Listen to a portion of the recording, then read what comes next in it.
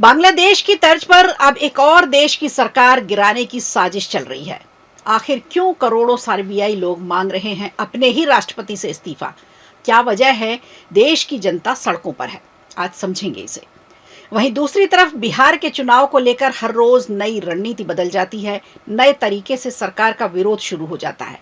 हर राज्य के चुनाव की तरह ही बिहार चुनाव में विपक्ष संविधान के मुद्दे पर एक बार फिर जोर दे रहा है।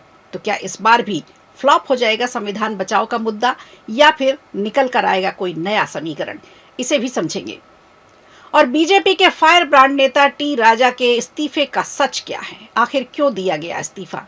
ये भी समझेंगे। नमस्कार, खबर प्रधान शो देख रहे हैं आप और मैं हूं संगीता श्रीवास्तव।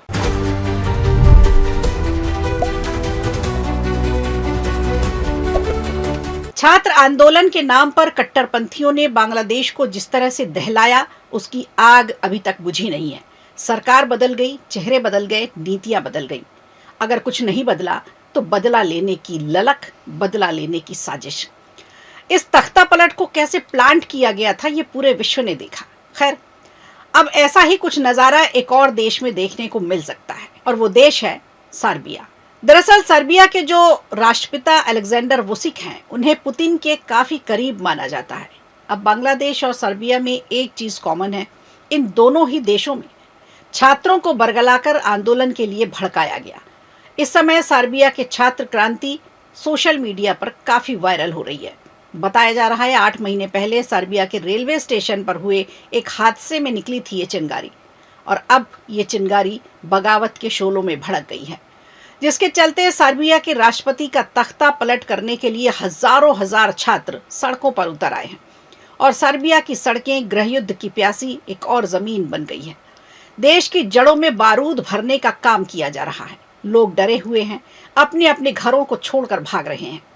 यह आंदोलन इतना ज्यादा आउट ऑफ कंट्रोल हो रहा है कि जियोपॉलिटिक्स में ये सवाल उठ रहे हैं कि क्या पुतिन के करीबी सर्बिया के राष्ट्रपति अलेक्जेंडर वुसिक का 12 साल पुराना साम्राज्य अब ढहने वाला है? क्या अलेक्जेंडर वुसिक का हाल शेख हसीना जैसा होने वाला है? हालांकि प्रदर्शनकारी इसे आजादी की लड़ाई बता रहे हैं और नारे भी लगा रहे हैं। नारे ये लगा रहे हैं कि वुसिक को जाना ही होगा। ये ठीक वैसा ही हो रहा है जैसा बांग्लादेश में हुआ था। वहीं दूसरी तरफ पूरे फसाद की असल जड़ जाने तो पता चलता है कि मामला काफी ज्यादा गंभीर और पेचीदा है। जो दिख रहा है, जैसा दिखाया जा रहा है, वैसा कुछ नहीं है। लेकिन इस मामले में राष्ट्रपति का इस्तीफा मांगना कहीं ना कहीं समझ से परे है। थोड़ा पीछे चले तो समझ में आता है कि सर्बिया में गृहयुद्ध की ये चिंगारी 8 माह पहले एक हादसे के दौरान भड़की थी। 1 नवंबर 2024 को नोवी साड शहर में एक रेलवे स्टेशन की छत गिरने से 16 लोग मारे गए थे। इस घटना में सर्बिया की सरकार की लापरवाही और भ्रष्टाचार के खिलाफ लोगों का गुस्सा फूट पड़ा। विरोध प्रदर्शन शुरू हुआ और इसकी अगुवाई की देश के विश्वविद्यालयों के छात्रों ने।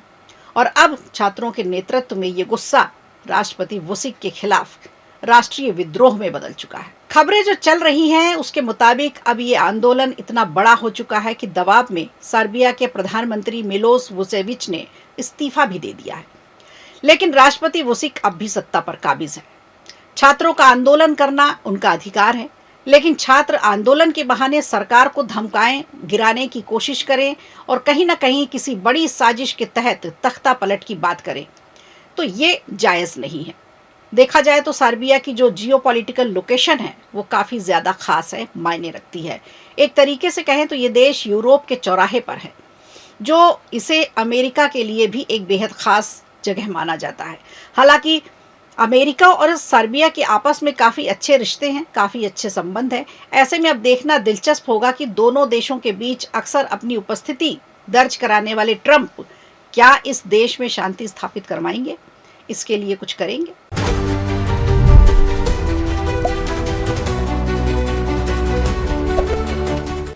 इधर बिहार विधानसभा चुनाव से ठीक पहले विपक्षी गठबंधन की खुद की राजनीतिक फायदा पहुंचाने वाली कई स्कीमें शुरू हो गई हैं। दरअसल बीते दिनों 2 घटनाक्रम ऐसे हुए जिन्हें लेकर महागठबंधन अपना सियासी फायदा देख रहा है। इसमें आरएसएस और भाजपा नेताओं की ओर से संविधान से सेकुलर और समाजवाद शब्द हटाने को लेकर के चुनाव आयोग का विशेष गहन पुनरीक्षण कार्यक्रम हुआ, जिसे लेकर महागठबंधन अपना सियासी फायदा देख रहा है। इसमें आरएसएस और भाजपा नेताओं की ओर से संविधान से सेकुलर और समाजवाद शब्द हटाने और चुनाव आयोग का विशेष गहन पुनरीक्षण कार्यक्रम शामिल है।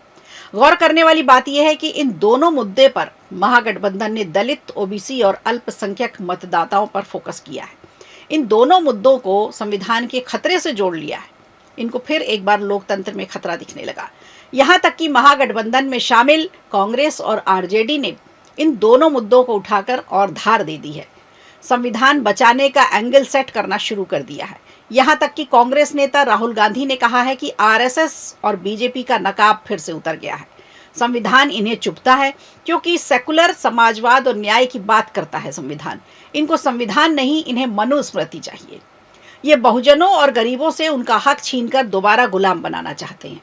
हालांकि ये सवाल पूरे देश के लिए बेहद ज़रूरी है और हमें ये सोचना चाहिए कि क्या भारत सोशलिस्ट है या नहीं, क्योंकि जो सोशलिस्ट यानी समाजवाद की परिभाषा होती है वो हर देश के लिए अलग अलग होती है।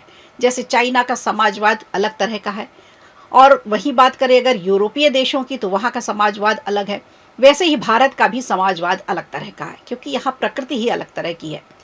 हालांकि भारत में लोगों को इतनी जानकारी न होने की वजह से इसे वामपंथ यानी कम्युनिज्म से जोड़ लिया जाता है, और यही वजह है कि भाजपा और आरएसएस इसका मुद्दा बना रहे हैं। और अगर महागठबंधन राजनीति कर रही है, हालांकि राजनीति तो दोनों तरफ से हो रही है, दोनों ही दल कर रहे हैं, लेकिन इस बीच में सबसे मजे की बात यह है कि अगर कल को आने वाली पीढ़ी, आने वाली जनरेशन सोशलिस्ट प्रधानमंत्रियों की लिस्ट बनाने बैठेगी तो उसमें सबसे पहला नाम प्रधानमंत्री नरेंद्र मोदी का ही आएगा, क्योंकि पिछले 11 साल से, या फिर यूं कहें कि मोदी के कार्यकाल में ही सबसे ज़्यादा समाजवादी योजनाएं लागू की गई, जैसे लाडली लक्ष्मी योजना, आवास योजना, आयुष्मान योजना, हर घर नल जल योजना आदि आदि। तो दरअसल ये समाजवाद सबको समझ में आता है, लेकिन ये बात अलग है कि अब भाजपा को ये शब्द इतना चुभने लगा है कि वो इसे संविधान की प्रस्तावना से ही हटाना चाहते हैं। ऐसे में देखना दिलचस्प होगा कि क्या इस पूरे मुद्दे का बिहार चुनाव पर असर पड़ेगा या नहीं।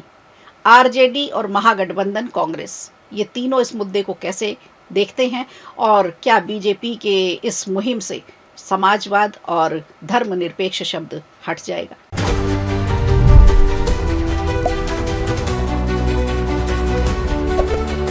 और अब बात करते हैं तेलंगाना से। आज एक बड़ी खबर आई है। क्या तेलंगाना में नया राजनीतिक समीकरण बनने जा रहा है? आखिर ऐसा क्या हुआ कि तेलंगाना से भाजपा के फायर ब्रांड नेता टी राजा ने इस्तीफा दे दिया? दरअसल तेलंगाना में बीजेपी को बड़ा झटका लगा है। गोशामहल के विधायक टी राजा सिंह ने बीजेपी से इस्तीफा दिया। बताया जा रहा है टी राजा सिंह तेलंगाना भाजपा अध्यक्ष पद का चुनाव लड़ना चाहते थे।